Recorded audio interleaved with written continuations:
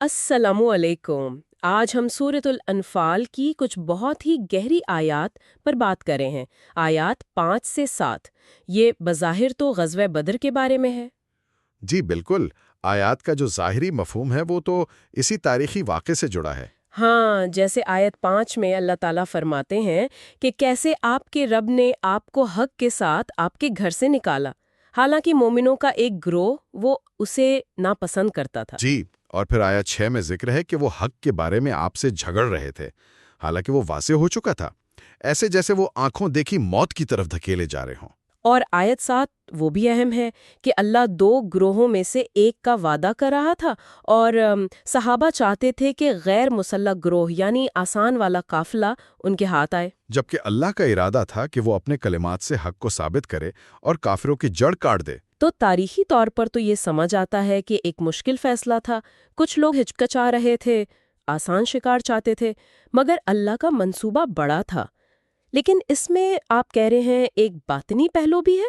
بالکل، اصل میں صوفیہ کرام ان آیات کو سالک کے روحانی سفر کے نقشے کے طور پر دیکھتے ہیں۔ اچھا، کیسے؟ یہ گھر سے نکلنے والی بات؟ ہاں، یہاں گھر یعنی بیت صرف وہ اینٹ پتھر کا مکان نہیں ہے، یہ نفس ہے، ہماری عادتیں، ہماری کمفرٹ زون، وہ جانی پہچانی دنیا جہاں ہم آپ کہہ لیں سکون محسوس کرتے ہیں۔ تو اللہ کا بندے کو اس گھر سے نکالنا مطلب اس کے سکون کو چیلنج کرنا؟ جی بالکل، اسے بے چین کرنا تاکہ وہ حقیقی سکون یعنی معرفت الہی کی طرف بڑھے۔ یہ ایک طرح سے نفس کی قید سے رہائی ہے۔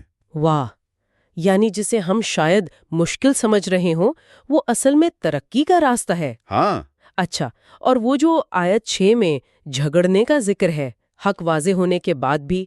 وہ ہے نفس کی مزاحمت۔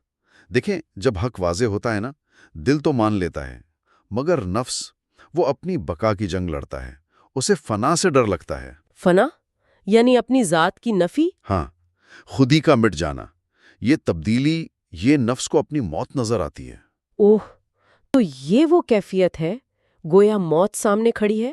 جی، امام کشیری اور غزالی جیسے بزرگ فرماتے ہیں کہ یہ نفس کی سستی اور تبدیلی کا خوف ہے، اور ابن عربی تو کہتے ہیں کہ فنا کا خوف صرف اس کا ذائقہ چکھنے سے پہلے تک ہے، اچھا، کیونکہ نفس کی اسی موت میں روح کی اصل ابدی زندگی ہے۔ رومی نے کیا خوب کہا ہے، موت تو صرف نفس کے بت کے لیے ہے، عاشق کے لیے تو یہ وصال ہے۔ سبحان اللہ، بہت گہری بات ہے۔ اچھا، اور وہ جو خواہش تھی کہ غیر مسلح گروہ ہاتھ آئے، آسان راستہ؟ جی، یہ بھی نفس اور روح کی ایک کشمکش ہے۔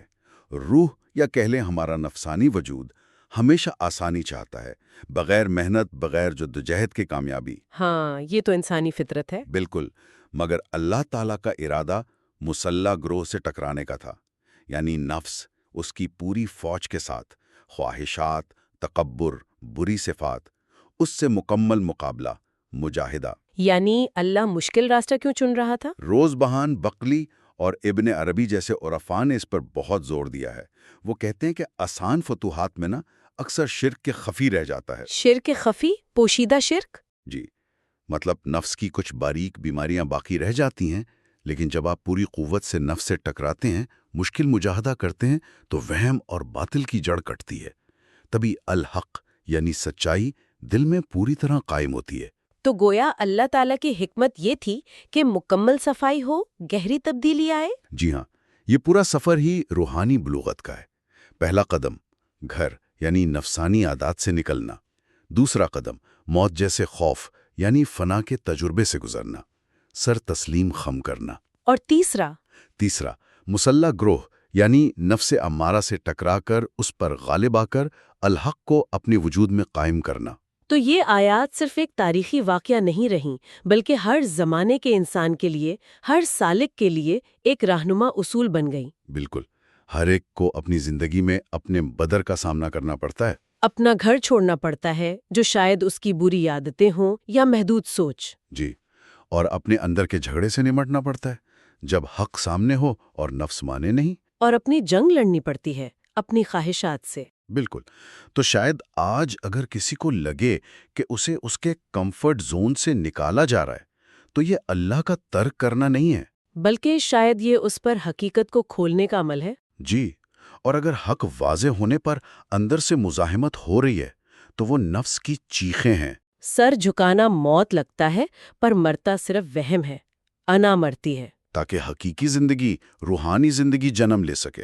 اور اگر ہم آسانیاں مانگ رہے ہیں اور مل مشکل رہی ہے تو شاید اللہ کی رحمت ہمیں زیادہ گہری صفائی کی طرف لے جا رہی ہے، جہاں جھوٹ کی جڑیں کٹیں اور سچائی دل میں گھر کرے۔